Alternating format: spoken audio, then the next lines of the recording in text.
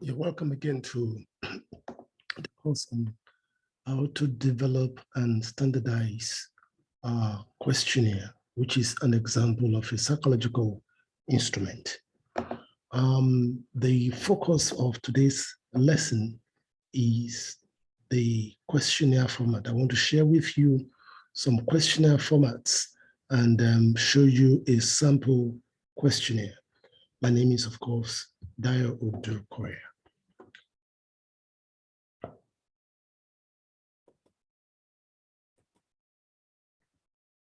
Now, the learning objective for this course is that I want to believe that at the end of this lesson, you should be able to describe different questionnaire response formats. You should be able to describe them logically. And in summary, I always like summary because it's a very good tool for learning, because when you have a quick summary, your brain is able to retain summarized information much more than lengthy, worthy information. And that's why I love summary. So this particular chart is a beautiful summary of the various response formats we're going to learn in this particular short lecture. We have what we call Likert scale. I'm going to be giving you're going to see samples of that very soon.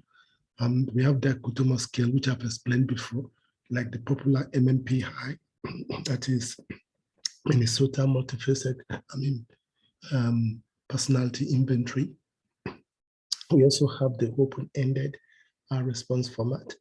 And then we have the semantic differential format. We have rating scale format.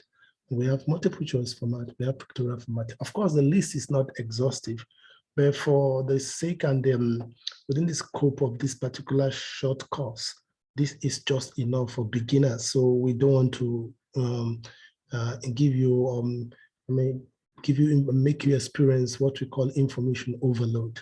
So this is just enough for beginners in this field, as it were. And then now this example, what we are seeing presently on the screen is the Likert scale, popular Likert scale, and the popular expression normally used. And I like this particular one. It's not like the most, but there is a more very funny one I've seen over the years in most institutions. Instead of this middle word of neither agree, disagree, you see them saying undecided, and they put that in the middle. I've already talked a little bit about this. I don't like that particular format, and especially though that description to me is an anomaly. I prefer this. That's why I decided to choose this particular format. And so this is a typical question you see in most questionnaire. So like the question one may say, I think I would like to use this system frequently. And then you can see that the tone of the question agrees with the format of response. So this is what we call response format. So this response format is a 5-point response format, popularly called Likert scale response format. And the popular expression often used is strongly agree, neither agree nor disagree, disagree, and strongly agree. And then you can now apply your coding depending on the tone of the question. If you want I-score to depict high presence of the trait you are trying to measure, then strongly agree should have the highest score. If you want to, then whereas strongly disagree should have the lowest score, because this statement has been phrased positively. If the statement has been phrased negatively, such that saying that I don't like to use the system, that question, and if you want I-score to depict high presence of that trait, your coding or scoring of something will be reversed. You'll be learning more. So these are part of the examples. But basically, I just need to quickly chip in that, because these are part of the challenges beginners have when it comes to developing and using questionnaire, and especially how to score and interpret the results, how to even code it. So you need to pay attention to that as we proceed. So like I said, repetition is a very good thing. So I will keep repeating some very vital or sensitive aspects of questionnaire developments that will help us to prevent entering into the mode or syndrome, or experiencing the syndrome of garbage in, garbage out. Those are some of the things that can cause that if you don't do your coding or scoring or quantification of your responses in a very intelligent manner. It can result to that. I hope you get that. So this is one sample of the 5-point Likert scale.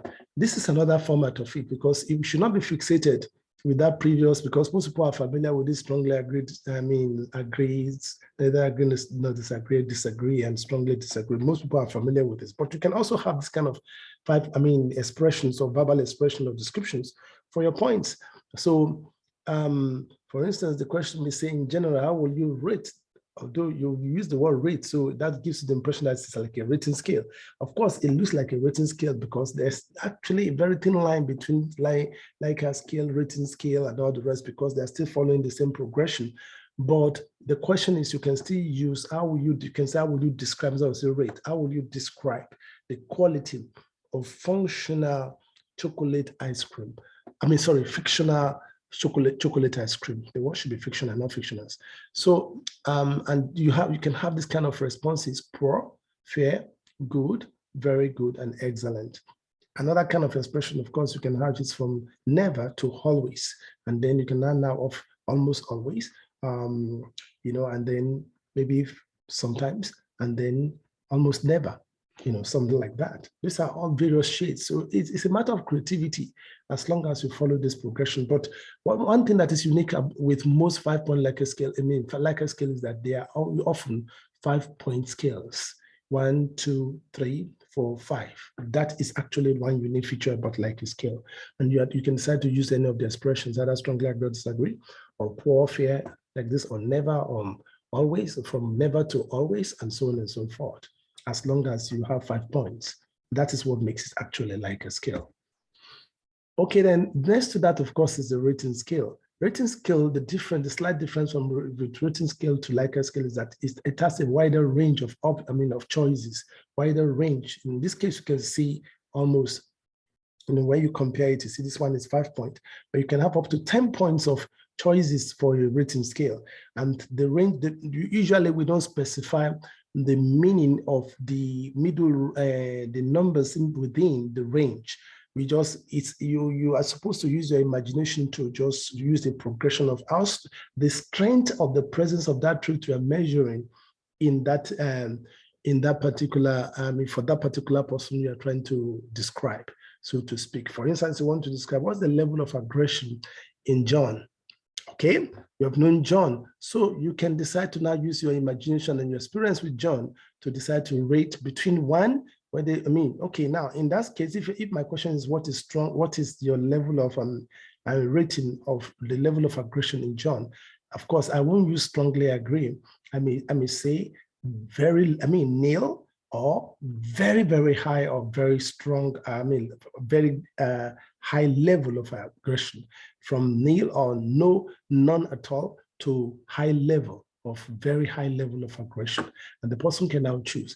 If you now decide that, okay, the level of aggression in John is just about average, just once in a while. He does it most, just averagely, so to speak, like a normal, averagely, when compared with a normal person.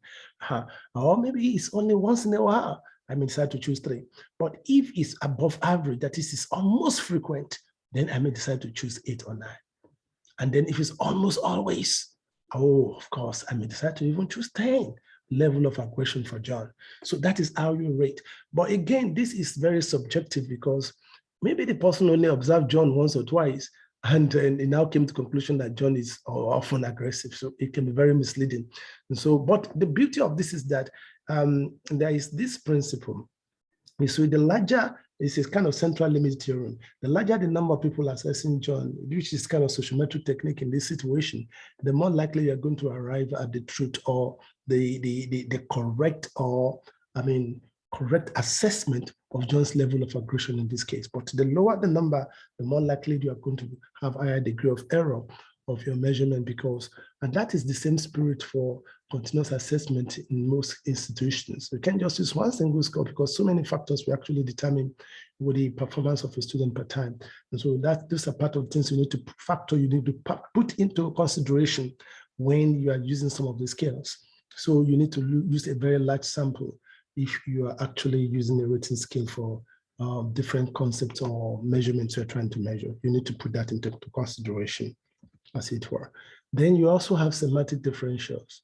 And it's not too far from the rating scale where you have two divergent statements at the end of the rating scale. But in this case, you can also put the middle, a description for the middle rating, the average rating for this range. So see the question: to what degree did the properties of the object change? Not at all, partially, and entirely. And the person can begin to move the scale. In such cases, this scale is often animated, and you are able to slide it to determine your level of assessment of that particular trait or you are measuring for the person. So this is a kind of semantic differential scale. And there are peculiar situations where you just need this, and it's very close to the rating scale, which I've just described. Then you have the pictorial questionnaire, which is particularly very good for children, and for children and perhaps maybe those who are a little bit mentally deficient, or they're not too literate. If they're not too literate, this kind of format is acceptable when you use pictures, diagrams to depict the presence of a particular trait, on different days. So at times you can use tree, you can use picture of people, you can use objects like oranges, mangoes, depending on what you are measuring anyway, if and so on and so forth. You can use such expressions and diagrams, such diagrams here, and it resonates with the respondents, especially if they're not too literate and they can easily understand it. That is the advantage of this kind of pictorial questionnaire. So you can use it for younger people or those who are not too literate. That is where the advantage of using this kind of response format, as it were. We also have the dichotomous scale, which is it looks so simplistic, but then there are quite a number of internationally recognized questionnaires using this format, like I've told you in the previous lecture on developing the questionnaire. Developing the questionnaire. And one popular one, of course, is the MMPI, EPQ, and quite a number of like that. They use just yes or no response. And you can also use true or false. So I enjoy eating ice cream, true or false. So, or do you like eating ice cream at fictionals? Then that is also they use yes or no response to that. And the beauty of this, but some school of thought feel that you have put the person in a straitjacket. What if the person, doesn't even like eating ice cream or not interested in ice cream? Okay, that may be like no, but is it possible to have a midpoint decision between yes or no? That is the point of contention, for some schools of thought, why they feel that this straitjacket yes or no response may not be too good. We should also allow that maybe I don't know, instead of saying yes or no. I don't know, I'm not sure. Maybe the person has never heard about ice cream before. I don't know. What is ice cream? Because you'd be surprised if that kind of questionnaire gets to some settings, they may not even know what is ice cream. So that is why some other kind of response of either I don't know or I'm not too sure of your decision. Maybe you're not too sure of your decision should be allowed, so that will reduce the level of garbage or increase the level of reliability of the responses and validity of the response to when you give a leeway for that. The only challenges are for some people who may not want to respond at all. They may decide to hide behind that option. But whichever way, if you appeal to their conscience, I still believe that it's still very good to allow that freedom of expression and believing that the person will give a very, very factual response at the end of the day. Then we also have multiple choice format. Of course, this is popularly used in most achievement tests, but you can also use this format even in some questionnaire. Some questionnaire. You can use them.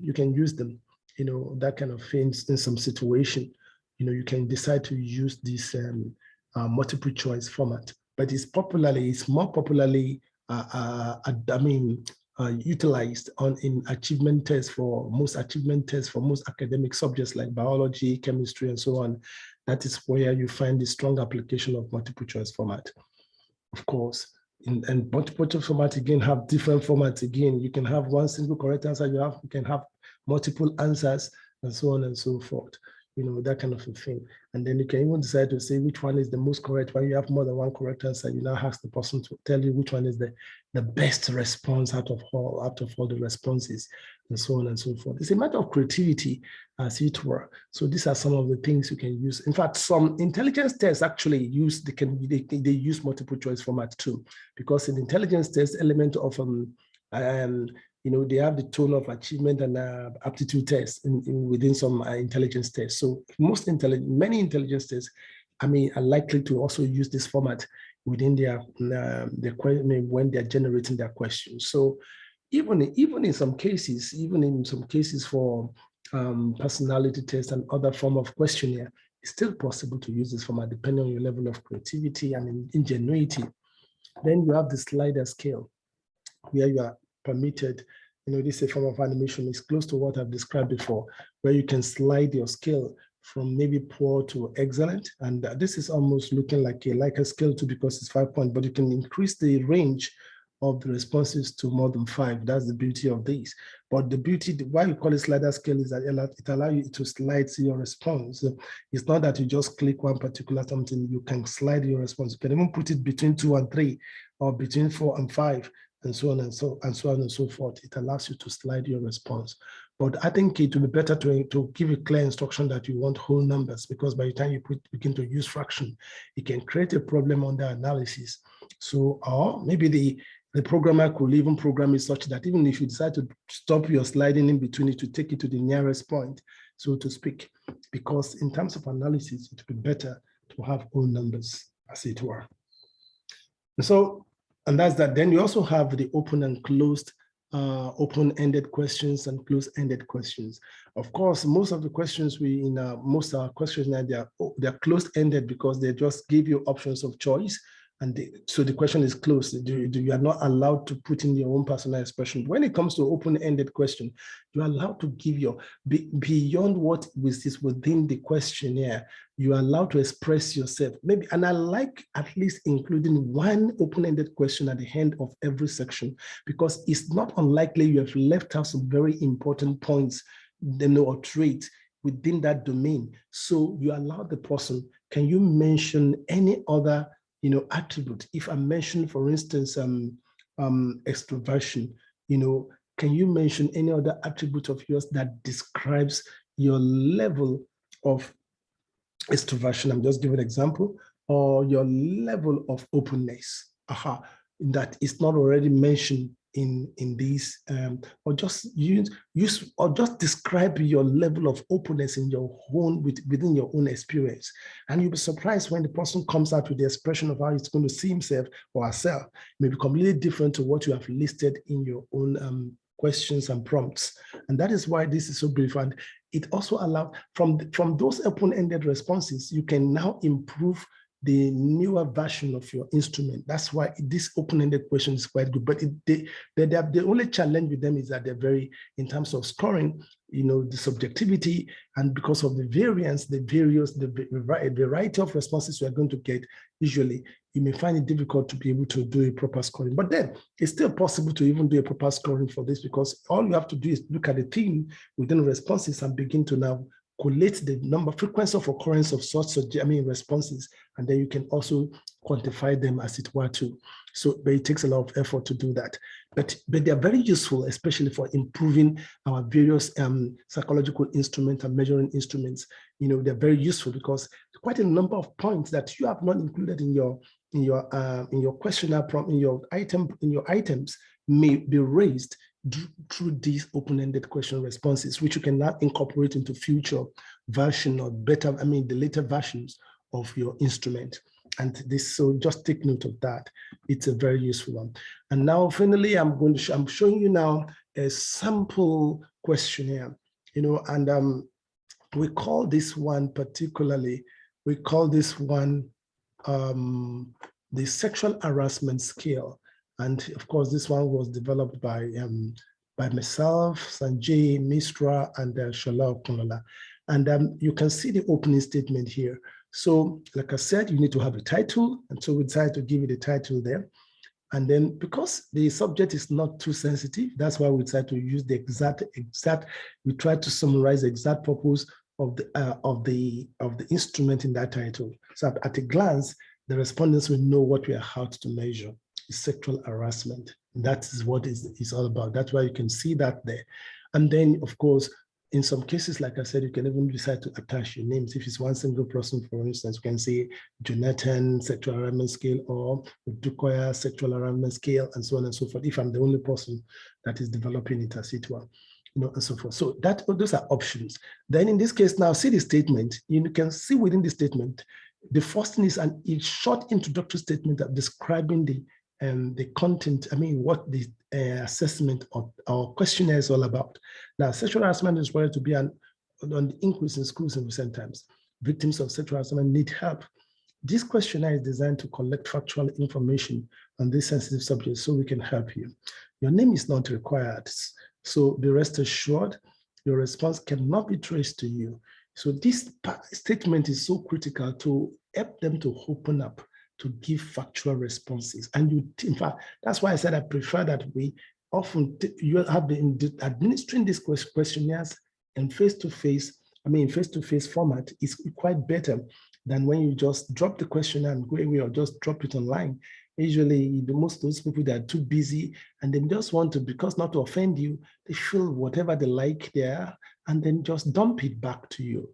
And that may not give you factual response. But when you are seated with them, you can motivate them by giving them refreshment or even give them something more motivating than that. And then you now use this kind of statement you read it again and again to them and keep appealing to their conscience to give factual response. And even if they're too busy and they think they can respond, they can as well leave it alone instead of just putting responses that are not meaningful. So you need to, this part is so critical because it is the most sensitive part of questionnaire. I've discovered that if you just dump your question anywhere, you get garbage at the end of the day, and it will still lead to garbage in garbage. You have developed the instrument, the questionnaire very well, quite all right.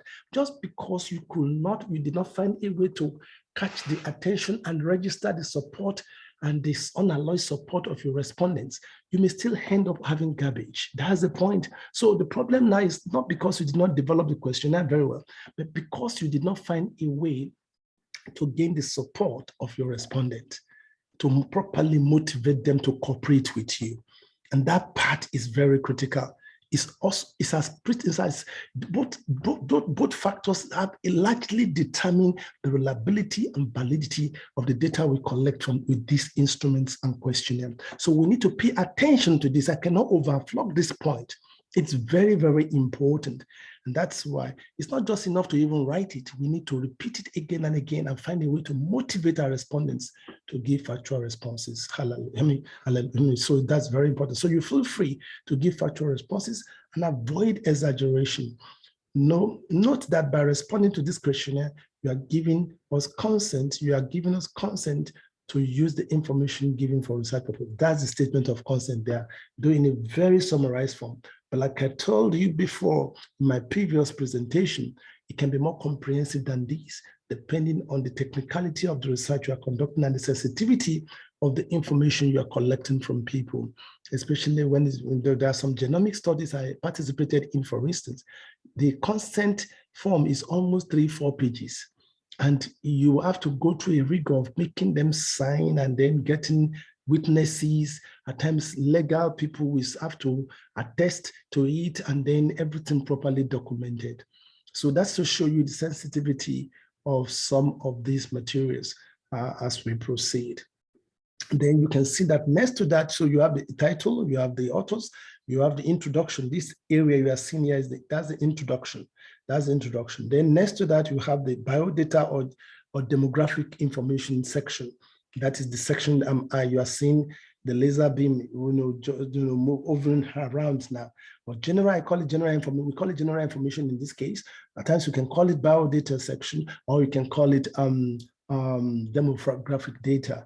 But I prefer general information. We prefer general information in this situation. And then you can see we are emphasizing gender, age, location of school, the city, the state, whether they are boarding, and then the class or level of students, the family type, whether monogamous, polygamous, and co. And then in some cases, we didn't ask for religion here, which is equally important. We could have included religion also. So these are some of the information we need.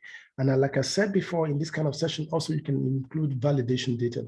One of the validation data, for instance, that will be very useful here is, if theory, if the reports from researchers have confirmed that sexual harassment have a way of affecting maybe the state of well-being or self-esteem of students or academic performance of students. So you can as well just ask information about their academic performance, record of their academic performance, the overall percentage they've got, if it's a secondary school, if it's university, their CGPA. You can ask for that information here, and then you can try to find a correlation between that score and the overall score you get on this scale. There should, and the theory will be, the hypothesis would be that, the higher the harassment, of course, the lower should be the academic performance, logically. And so you, by the time you now conduct your test and you find it exactly like that, that will be an evidence of the construct validity of this instrument. So I'm already explaining validity now with this simple explanation. We're going to be talking more about it later on in future. But the beauty, like I've said, is that repetition is a very good thing. So I won't mind. I use it a lot because the more we repeat certain information, the more you are likely to catch it and understand it instead of just saying once and for all. Okay, so that kind of validity information, validity data or reliability can be incorporated under this general information section. And then next to that, we now have the, of course, ideally this should actually be section C, because you can call it section A, section B, section C, but it depends on the way, since we started A here, okay, it's still in order, we'll now say this section B, and then you start it off with a brief instruction, and in some cases you give a sample of how they should respond. Now, because our questions are so straightforward and there's no complex, that's why we did not give any sample here in this case of how to respond. But if it's a technical response that requires some technicalities, it's very good to give a sample so that your respondents will not need to start asking you, what do you mean? How should we respond? And so on and so forth. So please read the statements below carefully and pick the option that describe your experience most appropriately. And we are using the dichotomous response format in this case, yes or no. But you notice that it's not all through the work we're using that same format. This next section is using a different format again, which is about three-pronged response format. So that's to show you that you can use more than one response format. You can use more than one response format within a particular instrument. It's possible to use more than one response format, as you can see in this case. So and that is it. You can see this section having 8 items. Then the next section is this part requires you to tick at least one of the 3 options below. We have no, we have yes, and then we have yes. Someone tried and succeeded. Someone tried but did not succeed. Those are the 2 response formats we have here. Somebody tried, and these are sexual abuses. So in whether the person has ever been abused in that area is no. And then whether the person, they've tried it, but they did not succeed, or they tried it and they succeeded. Those are the 3 levels of options we have in this case. And so that is one response format we have here. Okay. Then this is the questionnaire is just a 2-page thing. So you notice that as much as possible, we always recommend that your questionnaire should not be more than 2 pages. Because in fact, even for these, if you're not careful, some people begin to complain that it's too long. But as much as possible, just a single sheet of paper, front and back, should just be the max as much as possible. So if they're properly motivated, they should not complain too much about this. It can still be reduced. So the shorter, the better, as much as possible. So you have another section C in this case, where you have another format of questioning. In this case, provide accurate information to the following, age when the sexual abuse took place and so on and so forth. And then there are quite a number of other information we have asked in this particular case. So depicting, and those are some of them are open-ended questions, like this question number 12, this question number 11, where you see dash, dash, dash.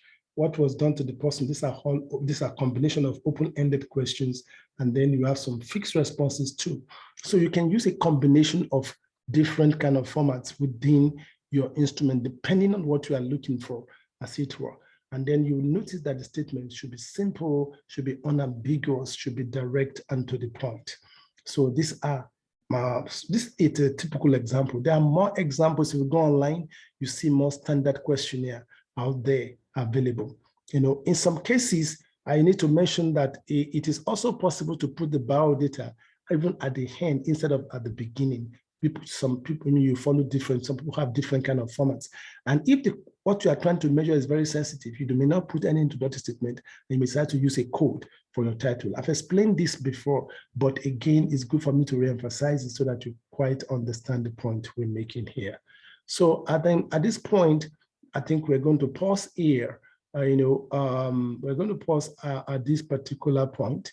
Then we're going to take you to the next lecture.